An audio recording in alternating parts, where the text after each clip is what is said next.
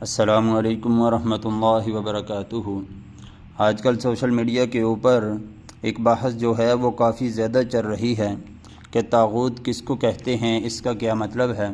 اللہ رب العزت نے قرآن مجید میں بارہا دفعہ لفظ طاغوت کا استعمال کیا ہے، جس طرح سورۃ البقرہ کے اندر اللہ رب العزت فرماتے ہیں لا اکراہ فی الدین قد تبین الرشد من الغی فمن یکفر بالطاغوت ویؤمن باللہ۔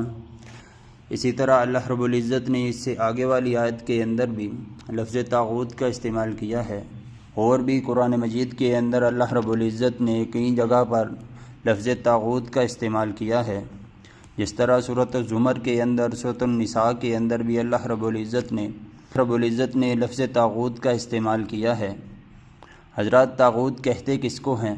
طاغوت ہر اس چیز کو کہتے ہیں جو اللہ رب العزت کے نظام سے ہٹا کر، اللہ رب العزت کی عبادت سے ہٹا کر، اللہ رب العزت کے بھیجے ہوئے دین سے ہٹا کر کسی اور کے نظام، کسی اور کے قانون کے اوپر لگائے، ایسی حکومت، ایسے حکمرانوں کو طاغوت کہا جاتا ہے۔